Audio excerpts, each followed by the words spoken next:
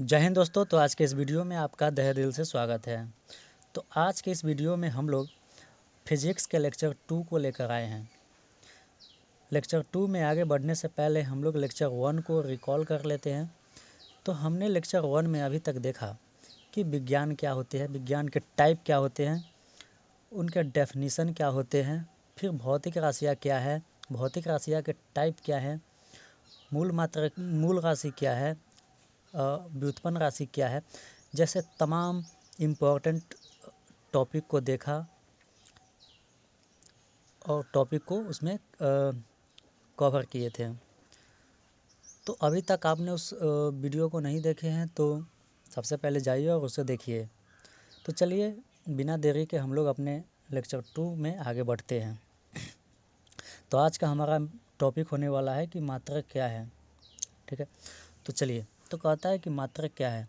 तो किसी भौतिक राशियों को मापने के लिए अंतर्राष्ट्रीय रूप से स्वीकृत मानक माप मतलब स्टैंडर्ड मेजरमेंट को इकाई या मात्रक कहा जाता है। मतलब किसी भी भौतिक राशियों को मापने के लिए कुछ ना कुछ यूनिट होता है, मापने के लिए एक स्टैंडर्ड मेजरमेंट होता है। उस स्टैंडर्ड मेजरमेंट को ही क्या कहते हैं, मात्रक कहते हैं।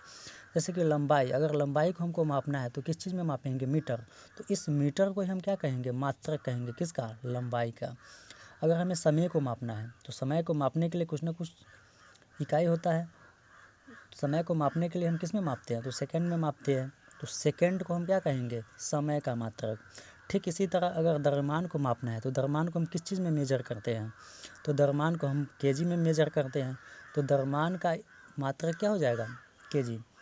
तो इस सब जितना आप देख रहे हैं, मीटर, केजी, सेकंड, इस सब को क्या बोलते हैं, इस सारे को बोलते हैं मात्रक बोलते हैं। ठीक है।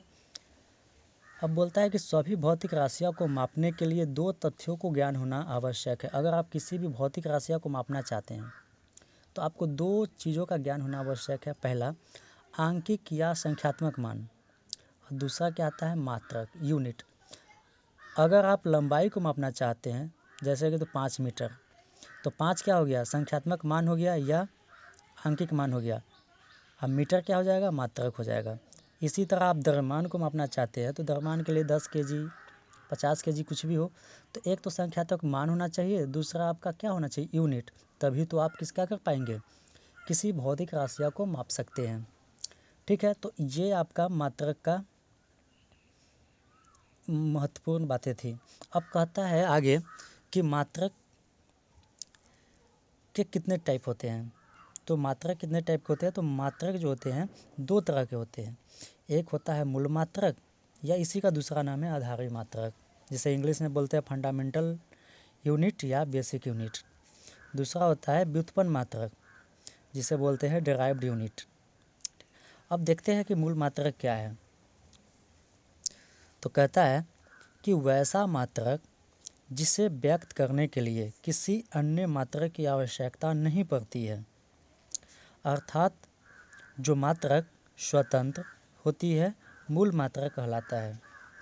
तो कहता है कि वैसा मात्रक जिसे व्यक्त करने के लिए, जिसे दर्शाने के लिए क्या करता है, आपको किसी दूसरे मात्रक की आवश्यकता नहीं है, वो अकेले ही क्या है, पर्याप्त है। उसी को क्या बोलते हैं, मूल मात्रक बोलते हैं। और वो किसी की सहायता नहीं लेगा तो क्या होगा, स्वतंत्र होगा। ठीक है। तो दूसरे शब्दों में आप कह सकते हैं, तो दूसरे शब्दों में हम क्या बोलते हैं कि मूल राशियों के मात्रक को मूल मात्रक कहते हैं। ठीक है। और इसकी संख्या कितनी होती है, और इसकी संख्या है 7 है। मूल राशियों की संख्या 7 है तो उसके मात्रक की भी संख्या कितनी होगी, 7 होगी।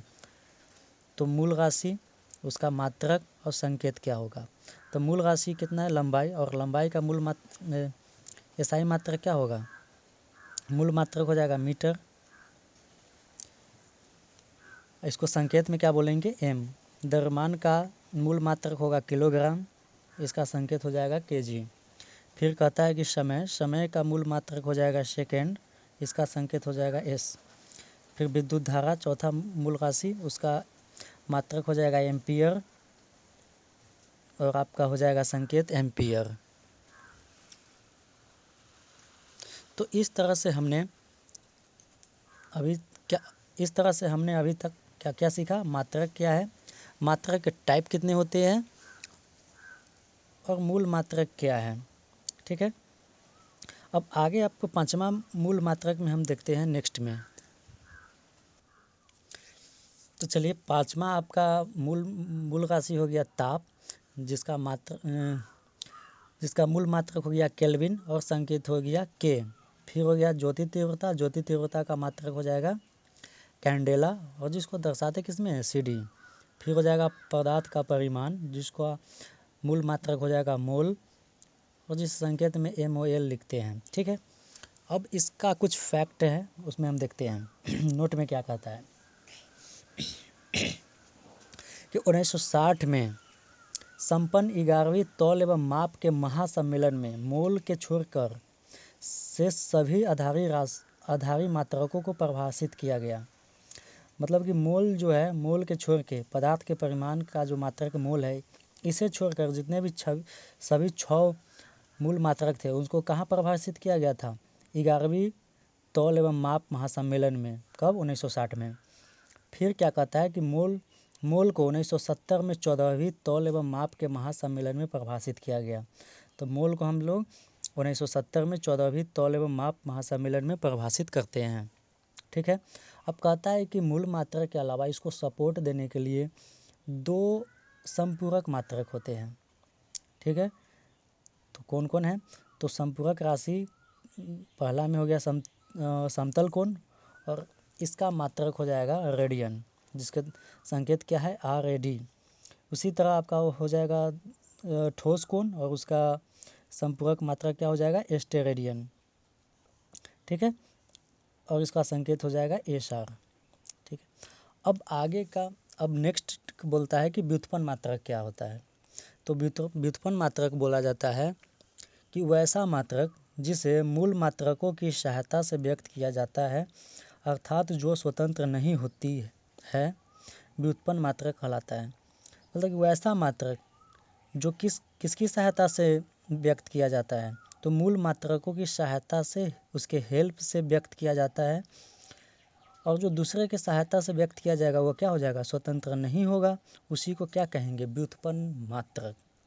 अब जैसे कि हमें क्षेत्रफल का मात्रक जानना होगा, तो क्षेत्रफल के मात्रक जानने के लिए क्या डायरेक्ट कोई क्षेत्रफल का मात्रक होता है? नहीं। तो इसका हम किसका सहायता लेंगे? तो क्षेत्रफल बराबर क्या होता है, लंबाई गुने चौड़ाई। और लंबाई क्या है, लंबाई का मात्रक मीटर और चौड़ाई का मात्रक क्या है, मीटर। तो हम मीटर की सहायता से क्या किए, मीटर स्क्वायर निकाले, या अर्थात वर्ग मीटर। मतलब कि क्षेत्रफल का जो मात्रक आया वर्ग मीटर, हम किसकी सहायता से निकाले, मीटर गुने मीटर, अर्थात कि मीटर किसका, मूल मात्रक है। तो मूल मात्रक की सहायता से हमने क्या किया, क्षेत्रफल का मात्रक निकाला। ठीक है। तो इसीलिए इसको बोला जाता है कि व्युत्पन्न मात्रक है।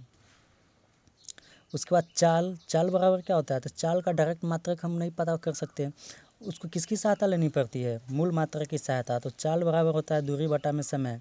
तो दूरी भी क्या है, एक तरह का लंबाई है। तो दूरी का मात्रक हो जाएगा मीटर और समय का मात्रक हो जाएगा सेकेंड। तो चाल का मात्रक क्या हो जाएगा, मीटर पर सेकेंड। ठीक है। इसी को मीटर पर सेकेंड इस तरह से भी लिखते हैं। इसको हिंदी में क्या लिखेंगे, मीटर प्रति सेकेंड। तो आप यहाँ पे देख रहे होंगे मीटर पर सेकेंड।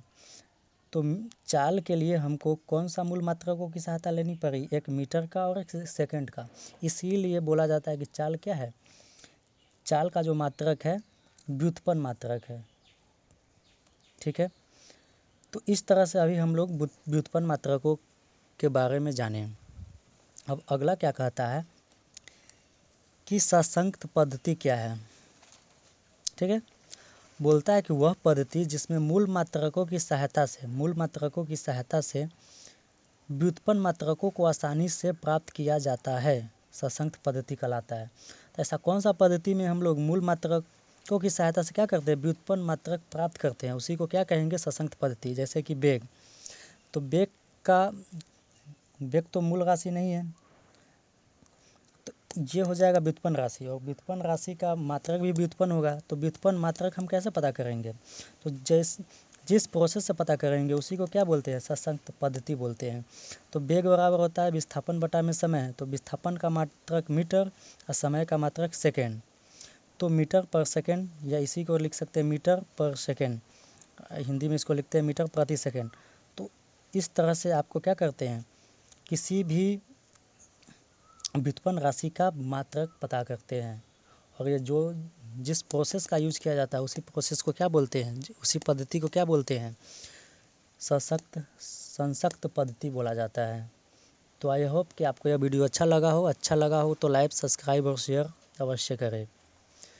जय हिंद, जय दोस्तों।